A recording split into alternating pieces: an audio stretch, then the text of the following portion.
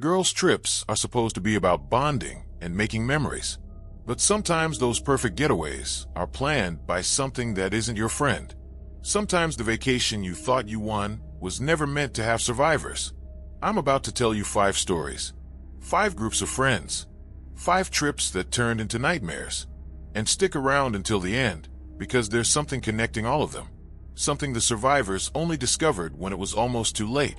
If you enjoy horror stories that'll make you think twice about planning that group vacation, hit like and subscribe to Dark Signal for more.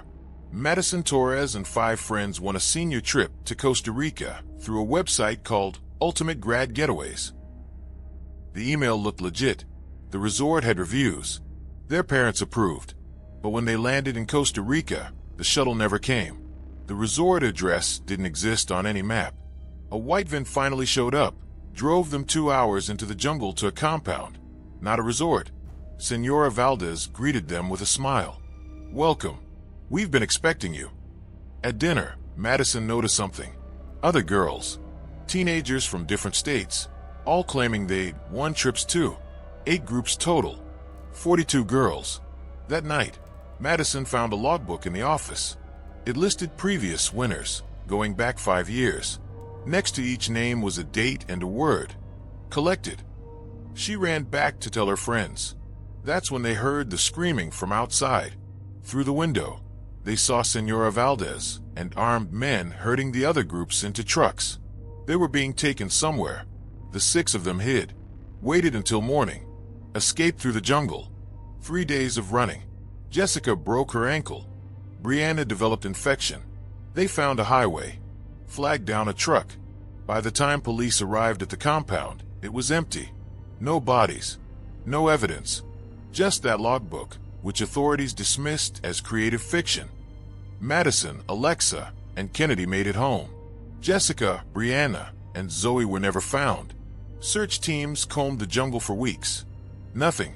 To this day, Madison gets emails from Ultimate Grad Getaways with new contest announcements. She reports them. They keep coming. One thing to remember, Madison survived. Keep that in mind. 4 friends, Emma, Chloe, Olivia, and Harper, rented a cabin in the Great Smoky Mountains for a weekend getaway. The Airbnb listing was perfect, secluded, affordable, incredible reviews. The host left a note with house rules. Do not go into the basement. Keep all doors locked after sunset. If you hear knocking at 3 a.m., don't answer. Stay on the property. The woods are private if the lights go out. Stay where you are until sunrise. These are so extra. Chloe laughed. Perfect for TikTok. They decided to film themselves breaking the rules for content. At 11 p.m., they went into the basement. It was empty except for scratches on the walls. Hundreds of them. Fingernail scratches, all saying the same thing. IT listens. They laughed it off. Probably from a previous guest trying to be creepy. At 3 a.m. exactly, something knocked. Emma filmed herself opening the door as a joke.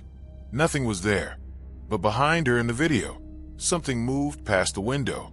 The lights went out. In the darkness, they heard footsteps upstairs. Heavy, deliberate. Then something started scratching at their bedroom doors. Harper broke first, ran for her car, made it to the driveway before something pulled her back into the woods. They heard her screaming for 10 minutes. Then silence. The rest barricaded themselves in one room until sunrise. When light came, they ran. Olivia stayed behind to call 911. Emma and Chloe drove away. When police arrived, they found Olivia sitting in the cabin, staring at nothing. Catatonic. Harper's body was never found. Olivia's been in psychiatric care for 6 months. Emma and Chloe made it out. The Airbnb listing is still active. 5-star reviews. The host responds to complaints. Rules are there for a reason. Remember Emma and Chloe. They'll matter later. 5 sorority sisters, Ava, Lily, Grace, Sophie, and Mia, rented a beach house in a small Florida coastal town for spring break. Off-season rates were too good to pass up. The town was eerily empty. The few locals they encountered were hostile. An old man at the gas station. You girls need to be gone by sunset. This ain't a good place after dark.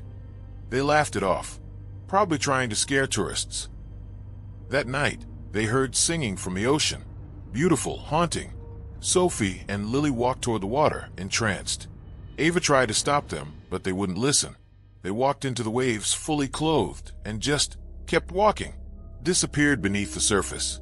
The remaining three locked themselves inside, but the singing got louder. The water started rising, not tide, something else. Seawater flooded the first floor, even though they were 50 yards from shore. In the water, they saw faces, dozens of them, young women, bloated and pale, reaching up from beneath. Ava found a journal in the house. Previous renters. Every entry ended the same way. The water calls for two. We chose names. May they forgive us. Grace broke down. We have to give them someone or we all die. They fought. Mia pushed Grace into the flooded living room. The hands pulled Grace under. The water receded immediately. Ava and Mia ran to their car, drove through the night, never reported what happened because who would believe them? Sophie, Lily, and Grace are listed as drowning victims. Accidental deaths. Case closed. But Ava still hears the singing sometimes. In the shower, when it rains, in her dreams. Ava and Mia survived. Remember them. 3 friends, Isabella, Charlotte, and Amelia, went to Mirage Festival in the Nevada desert. Small indie festival, great lineup, camping included. When they arrived, something felt off. The other attendees seemed dazed. Some wore festival wristbands that looked years old, sun-faded and worn. How long have you been here? Isabella asked a guy wearing a 2019 wristband. Just got here, he said, confused. Yesterday, I think. What day is it? The festival repeated. Every night, the same bands played the same sets. Every morning, everyone forgot. Time didn't work right. Isabella noticed her phone date kept resetting to the same day. Only they remembered. Only they realized they'd been there for weeks. Their camping supplies never ran out. They never got dirty. It was a loop. Amelia found a way out, walked directly into the desert during the main act, when everyone was distracted. The loop's pull was weakest then. Isabella made it, walked for miles until the festival lights disappeared, found a highway, was picked up by a trucker who confirmed she'd been missing for 6 weeks. Charlotte and Amelia didn't follow. Isabella doesn't know if they stayed by choice or couldn't break free. The festival's website is still active. Tickets on sale. Reviews from people claiming it's the best weekend that never ends. Isabella escaped. She's important. 4 friends, Nora, Ellie, Ruby, and Willow, went hiking in the Appalachian Trail for Nora's birthday. Experienced hikers. Prepared. Smart. On day 2, they noticed trail markers were wrong. They'd made a right at a white blaze, but found themselves somewhere they'd never been on any map. Then they saw it. A trail marker that wasn't painted. It was carved into a tree. An arrow pointing off trail. And beneath it, scratched words. Help US. We should report this, Ellie said. Maybe someone's lost, Ruby argued. We should check. They followed the markers. Found a campsite. 4 tents, camping gear, supplies. But no people. Just more carved messages. Don't follow the markers, and IT moves them. That night, they heard something circling their camp. Footsteps that didn't sound human. Heavy but wrong. And whistling. Someone whistling the same tune over and over. In the morning, their trail markers had changed. All of them pointing deeper into the woods. Away from the trail. Ellie pulled out her compass. It spun wildly. Her GPS showed them in completely different locations, with every refresh. They tried to backtrack. Found their own campsite from 2 days ago. But they'd never camped there. It was a copy. Perfect down to their boot prints. Something was hurting them. Ruby panicked. Ran. They chased her, but she disappeared into the trees. They heard her scream once. Then nothing. For 3 days they walked in circles. Willow started seeing things. There's someone following us. Always 10 feet behind. I can see them in my peripheral. On day 6, they found a ranger station. Called for help. When rescue arrived, They could only find Nora. Ellie and Willow had vanished during the night. Search and rescue found Ellie's body 2 months later, 12 miles from where Nora said they'd been. Willow and Ruby were never found. Nora made it out. Barely. Nora survived. She's the last one. 6 months after their respective trips, 9 young women received the same email. Girls Trip Survivors Support Group. You're not alone. Others understand what you went through. First meeting, Tuesday 7 p.m. An address in Denver followed. Madison, Costa Rica. Emma and Chloe cabin. Ava and Mia, beach house. Isabella, festival. And Nora, hiking, all showed up. They sat in a circle in a small rented office space. At first, nobody spoke. Finally, Madison. So this is real? Other people actually survived girls' trips that went wrong. My friends walked into the ocean. Ava said quietly. Everyone thinks they drowned, but they didn't. Something took them. Mine got taken by something in the woods, Nora added. The markers moved. We were being hunted. They shared their stories. With each one, a terrible pattern emerged. We all thought we were going on normal trips, Emma said. But they were planned. Someone wanted us there. Isabella pulled out her laptop. I've been researching. Look at this. She showed them something she'd found. A dark web forum. Post going back a decade. People offering experiences to collectors. Locations where groups of young women could be acquired.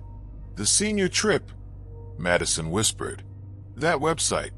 I found it through an Instagram ad. Targeted. It knew our names, our school, our graduation day. The Airbnb host, Chloe added. They knew we were filming TikToks. The listing showed up right after we posted about wanting a girls' weekend. The festival, Isabella said. I got a DM from an influencer saying they had extra tickets. Free. Every single trip had been targeted. Advertised specifically to them. Each group was chosen, tracked, lured. But why? Mia asked. What's the point? The door opened. A woman walked in. Mid-40s, professional, carrying a briefcase. She smiled at them. Thank you all for coming. My name is Dr. Reina Salazar. I'm a researcher with an organization that tracks anomalous events. What happened to you 9 girls is part of a pattern we've been documenting for 15 years. She opened her briefcase and pulled out files. You were all chosen because you fit a profile. Groups of close friends. Young women about to experience major life transitions, graduation, job changes, moving away from home. Why does that matter? Nora asked. Because that's when the bond is strongest. When friendship groups are at their peak, right before life naturally pulls them apart. And there are things out there that feed on that. The trust, the loyalty, and especially the betrayal when that bond breaks. Madison felt sick. In Costa Rica, we had to leave 3 behind. We made that choice. At the beach house, Ava whispered, we pushed Grace into the water to save ourselves. Dr. Salazar nodded gravely. That's exactly what these entities want. They engineer situations where you're forced to choose. Save yourself or save your friends. They feed on the moment that choice is made, on the guilt that follows. So we're just food. Emma's voice cracked. That's what this is about. Not food. Fuel. These entities exist in liminal spaces, places between day and night, between friendship and survival, between loyalty and self-preservation. And you 9, you're survivors. You made it out, but you also carry something with you now. What? Isabella asked. Guilt, trauma, the knowledge that you left friends behind. That's a beacon. It's why you keep getting the emails, the calls, the ads. You're marked now, and unless we do something, you'll be pulled back. Maybe not to the same places, but somewhere. What do we do? Madison asked. Dr. Salazar closed her briefcase. You stop running. You stop hiding. And you help us map these locations, identify the patterns, warn others. You turn your survival into purpose. Or, she paused, you keep living with the guilt until it consumes you. And one day you'll get another invitation, another girl's trip, and this time you won't come back. The 9 women looked at each other. Strangers 6 months ago, now connected by impossible trauma. I'm in, Madison said first. One by one, the others agreed. But as they left that night, Isabella noticed something. One of them, she wasn't sure who, had smiled when Dr. Salazar mentioned the invitations. A small, knowing smile, as if they weren't all survivors, as if one of them was something else. 3 weeks later, Isabella got an email. Ultimate grad getaways, new summer destinations. Share with your friends. She reported it, blocked it, but in the attached image, barely visible in the background of a beach photo, she saw them. 9 girls, standing on a beach, looking at the camera. But they weren't smiling. They were screaming.